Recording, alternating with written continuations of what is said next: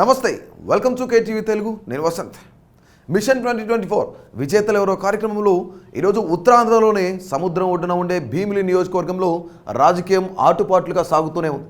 కాపులకు కంచుకోటగా లాంటి ఈ నియోజకవర్గంలో గత ఎన్నికల్లో ముత్తంశెట్టి శ్రీనివాస్ అలియాస్ అవంతి శ్రీనివాస్ వైసీపీ నుంచి గెలిచారు. కొన్నాళ్ల క్రితం మంత్రిగా చేశారు, కానీ తర్వాత మంత్రి నుంచి తొలగించారు. అప్పటి నుంచి ఆయనను పట్టించుకునేవారే లేరు. ఇప్పుడు ఆయనకు టికెట్ కూడా డౌటేనన్న ప్రచారం జరుగుతోంది. మరోవైపు టీడీపీ తరఫున మళ్ళీ గంటా శ్రీనివాస్ పోటీ చేయవచ్చని చెబుతున్నారు. జనసేన పార్టీ కూడా పొత్తులో భాగంగా తమకు కేటాయించాలని ఒత్తిడి చేస్తున్నట్లుగా తెలుస్తోంది. గతంలో పీఆర్పీ ఈ నియోజకవర్గం నుంచి గెలిచింది. వైసీపీ ప్రభుత్వానికి ఎంతో కీలకమైన విశాఖ జిల్లాలో ఎన్నికలు దగ్గర పడుతున్న కొద్దీ పరిస్థితులు ప్రతికూలంగా మారుతున్నట్లు కనిపిస్తున్నాయి.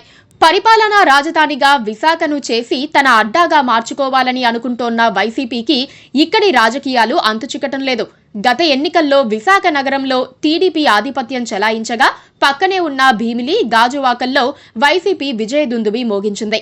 అయితే ఈసారి భీమిలిలో ఆ జోరు బాగా తగ్గినట్లు చెబుతున్నారు. సిట్టింగ్ ఎమ్మెల్యే మాజీ మంత్రి అవంతి శ్రీనివాస్ వైఖరితో వచ్చే ఎన్నికల్లో ఇక్కడ గెలిచే అవకాశం లేదని వైసీపీ నాయకులు, కార్యకర్తలే బహిరంగ ప్రకటనలు చేస్తున్నారు. గత ఎన్నికల ముందు టీడీపీ నుంచి వైసీపీలోకి వచ్చిన అవంతి అనూహ్య విజయం సాధించారు. అంతేకాదు జగన్ కేబినెట్లో తొలిసారి మంత్రిగా బాధ్యతలు చేపట్టి విశాఖ నగరంలో కీలక నేతగా మారారు. కానీ సొంత నియోజకవర్గంలో రాజకీయాన్ని చక్కదిద్దుకోలేక చేతులెత్తేశారని విమర్శలు ఎదుర్కొంటున్నారు. అవంతి శ్రీనివాస్ 2009లో ప్రజారాజ్యం తరపున గెలిచారు. ఆ పార్టీ కాంగ్రెస్ లో విలీనం కావటం, రాష్ట్ర విభజన తర్వాత 2014 ఎన్నికల నాటికి గంటాతో కలిసి టీడీపీలోకి వెళ్లిపోయారు. 2014లో అనకాపల్లి ఎంపీగా పోటీ చేసి గెలిచారు. మళ్లీ 2019కి వైసీపీలో చేరి భీమిలి నుంచి పోటీ చేశారు, విజయం సాధించారు. కానీ ఆయన గ్రాఫ్ 3 ఏళ్లే ఉంది. తర్వాత మసకబారిపోయింది. 2 సార్లు ఎమ్మెల్యేగా, ఓసారి ఎంపీగా పనిచేసిన అవంతి వచ్చే ఎన్నికల్లో గెలవటం అంత ఈజీ కాదనే అభిప్రాయమే ఎక్కువగా వినిపిస్తోంది.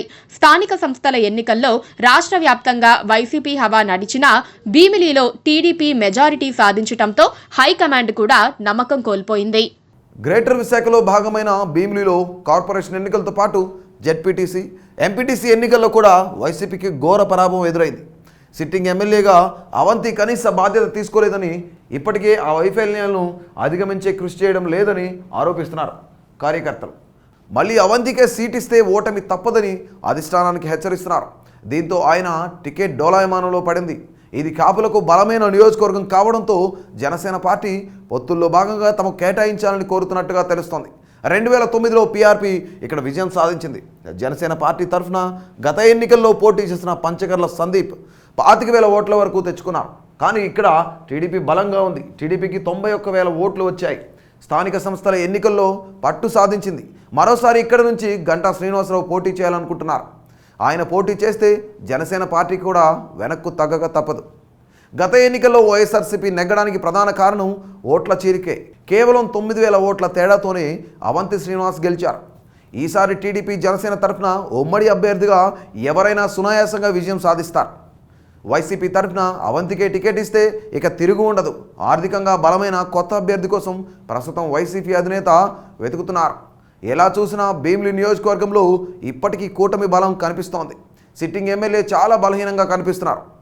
సో ఇలాంటి ఇంట్రెస్టింగ్ అప్డేట్స్ కోసం, అలాగే AP political minute to minute updates కోసం మా కేటీవీ తెలుగును సబ్స్క్రైబ్ చేయండి. అంతవరకు సెలవు, నమస్తే.